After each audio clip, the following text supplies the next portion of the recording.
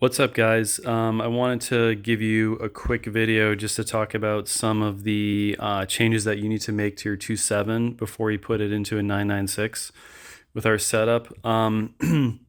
It's nothing huge or complicated, but there's some stuff you definitely want to do before the motor goes in the car. Obviously, all the maintenance stuff, like you want to do a time belt water pump kit.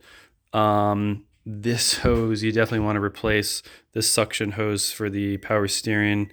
Um, there is a couple important changes you need to make. One of them is right here. This little coolant bleeder. Well, it's not a well, it used to be a bleeder. Now it's just a port to let the coolant come out. It's a high point. That used to be over here, and it is no longer here because this is just going to be blocked and hard to get to. So you actually just swap this Allen head cap to this location. They're the same thread. You just switch them. Super easy. This gets blocked off, and we provide this little block off cover because this coolant hose is not used. You can use the after run pump, depending on which version of motor you got. You can run it, but it sends coolant to the stock turbos, which are totally different. So it's kind of like you could do it, but you'd also have to figure out a bunch of extra routing if you want to do that. Another big important difference is this coolant pipe. You either have to modify this pipe or you have to get a 2.8 pipe off of an AHA or ATQ motor, which is pretty easy to come by. You can find them on eBay for like $50, $75, something like that. But what you have to do, the one change you have to make, well, I cut off all these like extra brackets that usually sit here that like hold the harness and stuff. Just you can chop that stuff off, just get it out of the way to clean things up because you're not going to need pretty much any of them. But the one change you have to make is this guy right here. This port to the heater core hose used to be here.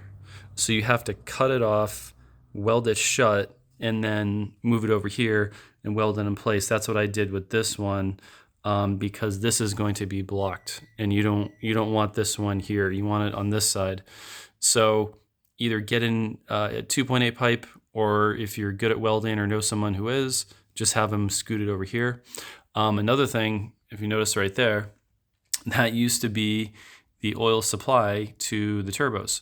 So I usually it'd come up here and it would tee off to oil lines going to the turbos. I decided to cut mine and weld it shut. You don't have to do that. I did just because I have a TIG welder right behind me and it's easy for me to do it, but you don't have to do that. We're going to supply some little block off screws to go up here to block off the OEM ports going to the turbo supply oil lines. But you got to do that because it's in the back of the motor. You're not going to be able to get to it when it's in the car. You also want to make sure your PCV setup is really good. There's not one on here right now, but it's like, 2.7 guys usually call it the spider hose assembly that goes from here to here. And then there's some stuff here for crankcase venting, etc. You want to make sure that's in good shape or new before you put it in the car because you're going to have a hard time getting to it. And then another difference, what I found is the best route to do is to come over here, and normally you would have your oil pressure switch in this location, and then there's nothing in this location. So what I did is I tapped into this with an M10 by 1.0 to 4AN, and this is, we're going to provide this, and this is your oil supply to the turbo, which is going to be over here.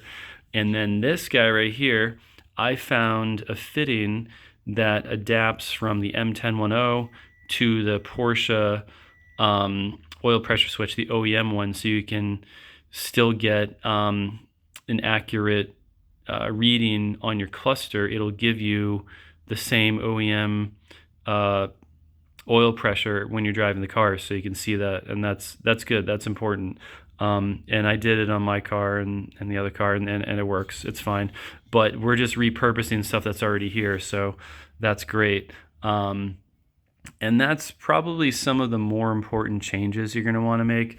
Obviously, you can see I got a nice set of manifolds that I just made on this one. This is kind of a new design that I came up with not too long ago. I was running a log manifold on my car, and I think this is going to flow way better. I just finished my whole setup just a couple days ago, and so I'm going to run it on my car shortly and see what the difference is like.